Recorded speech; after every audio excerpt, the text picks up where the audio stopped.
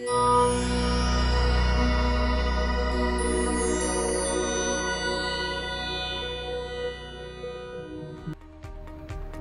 datang di acara 6 Praktikum Mineralogi dan Petrografi.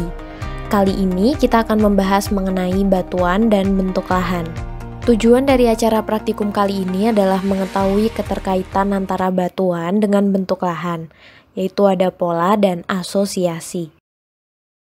Sebelumnya kita sudah mengenal apa itu siklus batuan. Di bumi yang kita tinggali ini tersusun oleh material yang terus mengalami perputaran proses atau yang kita kenal dengan istilah siklus. Terdapat 3 jenis batuan yang dapat dibedakan, yaitu ada batuan beku, batuan sedimen, dan batuan metamorf. Batuan beku sendiri berasal dari proses pendinginan magma. Batuan sedimen berasal dari rombakan beberapa material, dan batuan metamorf terbentuk dari perubahan material batuan akibat perubahan suhu dan tekanan. Batuan tersebut memiliki proses pembentukan yang berbeda-beda namun saling terkait satu sama lain. Proses dari pembentukan batuan ini berada dalam bagian pembentukan atau perubahan dari bentuk lahan, karena batuan sendiri sebagai material penyusun permukaan bumi. Jenis batuan dan strukturnya secara luas dapat menggambarkan terkait adanya evolusi bentuk lahan. Terdapat perbedaan besar pada penekanan pada kedua faktor tersebut terkait perubahan maupun pembentukan dari suatu bentuk lahan. Menurut Thornbury 1954, melihat jika struktur geologi merupakan faktor dominan dalam evolusi bentuk lahan, dan mengatakan struktur geologis seharusnya tidak dilihat sebatas pada patahan dan lipatan, namun juga karakteristik fisik maupun kimia yang berbeda antara setiap material yang membentuk bentuk lahan.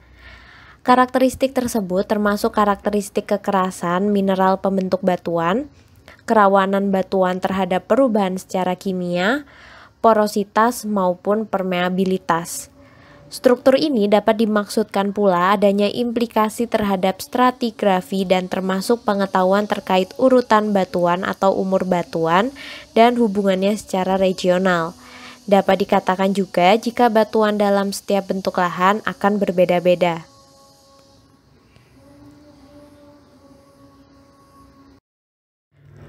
Kemudian, apa yang dimaksud dengan bentuk lahan itu sendiri? Bentuk lahan merupakan hasil dari interaksi antara gaya internal maupun eksternal yang terdapat pada bumi.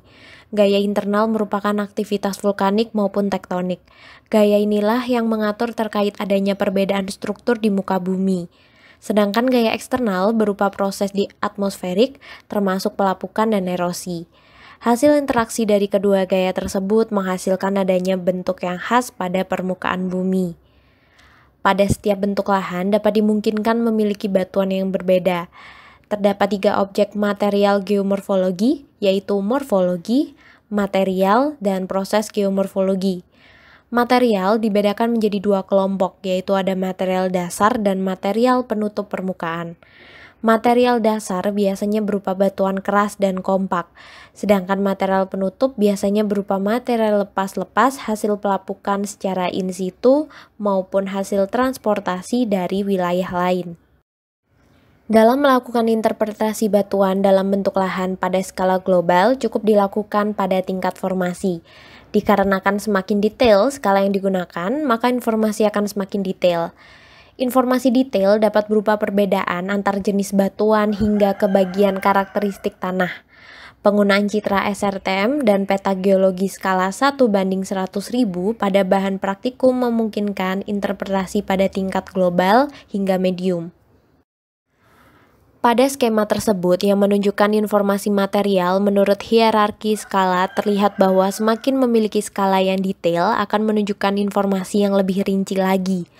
Pada skala global, informasi yang diperoleh yaitu hanya kelompok batuan termasuk formasi geologi, jenis batuan utama, anggota formasi geologi, dan jenis batuan atau struktur atau stratigrafi. Sementara itu, untuk pada skala yang lebih detail lagi menunjukkan bahwa informasi yang diperoleh lebih banyak. Contohnya seperti ketebalan material penutup permukaan seperti tanah dan material tanah atau bahan induk tanah. Satuan tanah yaitu grup sub atau grup seri, dan hingga informasi karakteristik tanah lainnya.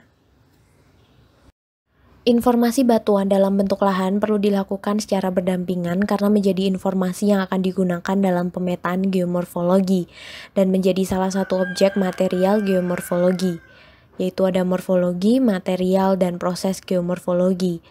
Informasi mengenai batuan dapat diasosiasikan dengan bentuk lahan.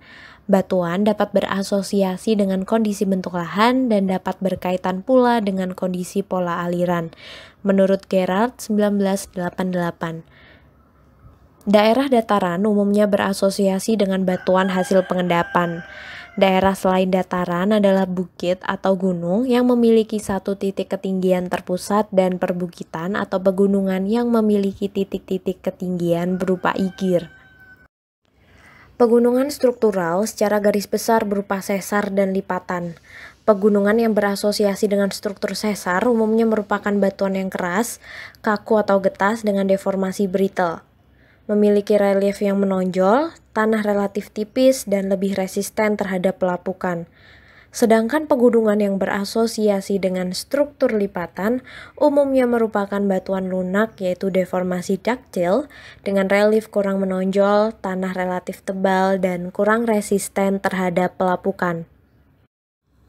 Pegunungan yang berupa daerah vulkanik secara garis besar dapat dibedakan menjadi gunung api kuarter dan tersier. Gunung api atau pegunungan vulkanik kuarter umumnya memiliki batuan mudah sebagai unconsolidated dengan tanah yang relatif tebal. Gunung api atau pegunungan vulkanik prakuarter umumnya memiliki tanah tipis, batuan keras, dan pada masa kini mengalami proses denudasi atau mass wasting. Sebagian gunung api prakuarter terdapat di dasar laut yang kemudian mengalami proses struktural atau terangkat sehingga terekspos ke daratan. Bagian terangkat dari dasar laut termasuk reef atau terumbu. Reef yang ikut terangkat ini memiliki komposisi karbonat, kemudian akan mati dan mengeras. Proses struktural lah yang kemudian dapat diikuti dengan proses solusional dengan syarat-syarat tertentu. Cukup sekian materi yang dapat disampaikan dalam acara praktikum mineralogi dan petrografi kali ini. Terima kasih dan selamat mengerjakan.